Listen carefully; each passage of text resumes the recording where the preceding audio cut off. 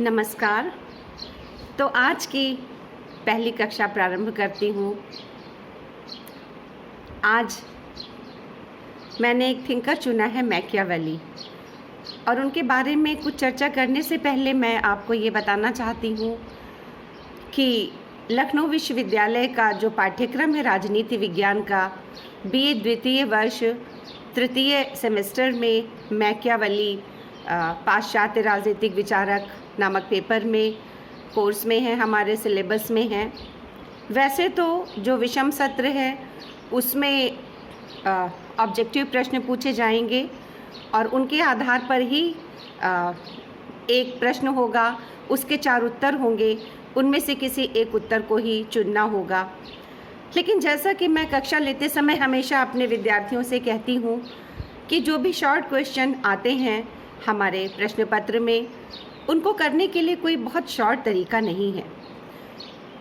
उसको पढ़ने के लिए या उसको तैयार करने के लिए भी हमको व्यापक रूप से उस विषय की गहराइयों तक जाना पड़ता है।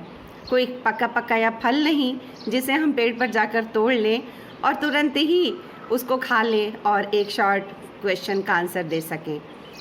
ऐसा करने के लिए ऑब्जेक्टिव प्रश्नों के उत्तर तैयार करने के लिए, जिसे हम MCQ भी कहते हैं, उन्हें तैयार करने के लिए भी हमको देखना होता है, विषय में झांक करके उस टॉपिक के बारे में गहन प्रकार से अध्ययन करके तभी हम सूक्ष्म या लघु उत्तरीय प्रश्नों का उत्तर देने में समर्थ हो सकते हैं।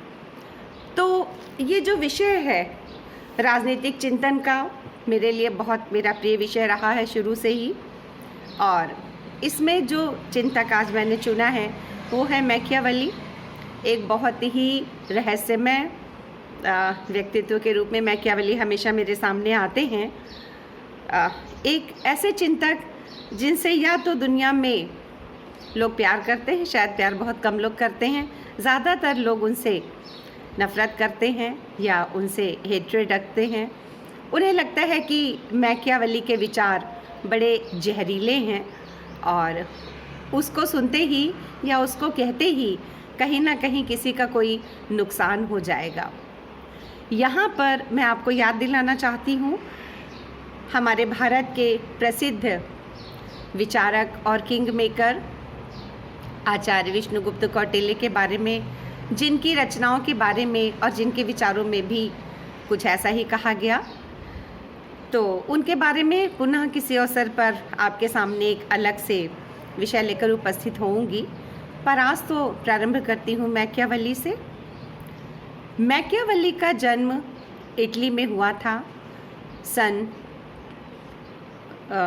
1469 में, एक तरह से कहें 15वीं शताब्दी में, और कहीं ना कहीं 16वीं शताब्दी की शुरुआत भी होने जा रही थी। उसके पहले का समय राजनीति विज्ञान में, जिसे हम मध्य युग के नाम से जानते हैं, वहाँ पर लगातार धार्मिक शक्तियों और राजनीतिक शक्तियों के बीच में संघर्ष होता रहा। चर्च धार्मिक शक्तियों का प्रतीक था और राजा राजनीतिक शक्ति का। इस संघर्ष में कभी चर्च की विजय हुई तो कभी राज्य की विजय हुई।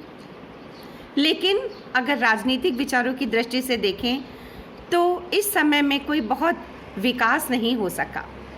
कभी कभी हम राजनीति वैज्ञानिक इस युग को, मध्य युग के इस समय को, हम लोग अंधकार युग की संज्ञा भी देते हैं, क्योंकि यहाँ पर प्राचीन यूनानी राजनीतिक दर्शन की तरह से या रोमन राजनीतिक दर्शन की तरह से एक बहुत राजनीति के बड़े ही गूढ़ सिद्धांत और सुंदर सिद्धांत सामने नहीं आए।